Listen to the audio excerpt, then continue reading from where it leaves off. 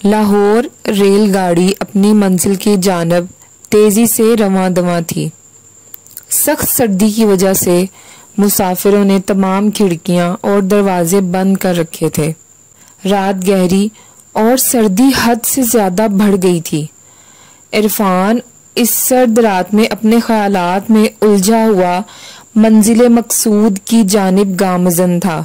आज उसे रह रहकर अपनी बूढ़ी माँ का ख्याल आ रहा था, जिसे वो रोता हुआ छोड़कर काम की तलाश में दूसरे शहर जा रहा था। इरफान एक शरीफ खानदान का चश्मो चिराग था। उसका बाप एक फैक्ट्री में मुलाजिम था। जिंदगी बहुत हंसी खुशी से बसर थी, लेकिन खुदा को तो कुछ और ही मंजूर था। एक दिन इरफान स्कूल से वापस घर आया तो घर पर एक बुरी खबर उसकी मुंतजिर थी।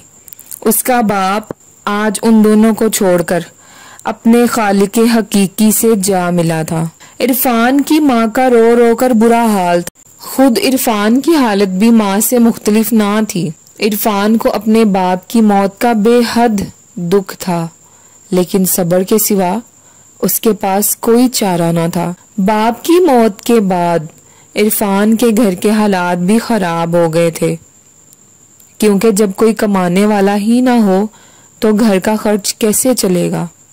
इरफान एक बाज़मीर नौजवान था। उससे ये बर्दाश्त नहीं हो सका कि उसके होते हुए बात फाकों तक पहुंच जाए। इरफान ने शहर में काम की तलाश शुरू कर दी, लेकिन उसे हर जगह मायूसी का सामना करना पड़ा। आखिर तंग आकर उसने अपनी माँ से दूसरे शहर जाने की इजाजत मांगी। आखिरकार इरफान के इसरार पर उसकी माँ ने बड़ी मुश्किल से उसे इजाजत दे दी और आज वो अपने मुख्तसर से सामान के साथ दूसरे शहर जा रहा था। फिर जब टिकट चेकर आया तो उसकी करख्त आवाज ने उसके ख्याल का तसलसल ही तोड़ दिया। टिकट दिखाओ, टिकट दिखाओ। इरफान ने फौरन टिकट चेकर को अपना टिकट दिखाया। टिकट चेकर ने टिकट देखकर इरफान को वापस कर दिया और आगे बढ़ गया। इरफान ने घड़ी में वक्त देखा। रात के 3 बज रहे थे। कुछ देर बाद उसका स्टेशन आ गया और इरफान अपना साजो सामान लेकर स्टेशन पर उतरा। स्टेशन पर उतरते ही उसे हवा का तेज झोंका लगा, जिससे उसका जिस्म कांप कर रह गया। रात अभी काफी बाकी थी, इसलिए इरफान ने सोचा कि सुबह होने तक स्टेशन पर ही सोया जाए। अभी वो सोने के लिए एक मुनासिब सी जगह तलाश कर ही रहा था कि अचानक उसकी नजर एक पर्स पर पड़ी। इरफान ने फौरन वो पर्स उठा लिया और उसे खोल कर देखा। उसके अंदर बहुत से रुपए थे। इरफान ने जब तमाम पैसे पर्स से निकाले तो पर्स के अंदर से एक शिनाख्ती कार्ड भी मिला। इरफान ने शिनाख्ती कार्ड पर एड्रेस देखा तो वो करीबी शहर का था। इरफान ने अपने दिल में पक्का इरादा कर लिया कि वो ये पैसे उसके मालिक तक पहुंचाएगा। कुछ देर बाद उस शहर को जाने वाली गाड़ी आ गई। इरफान उस गाड़ी पर सवार हो गया। बहुत जल्द उस शहर का स्टेशन भी आ गया। इरफान गाड़ी से उतरा और मकान तलाश करने लगा।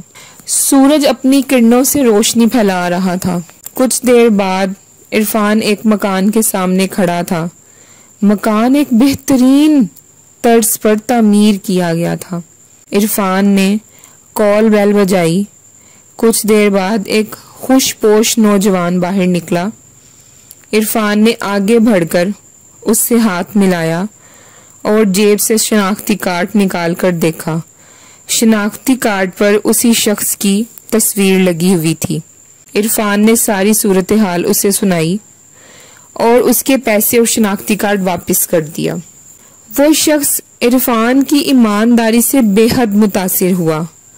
इरफान को अपने साथ अंदर ले गया। उस शख्स ने इरफान की खूब खातिर मदारत की और दूसरे शहर आने की वजह पूछी।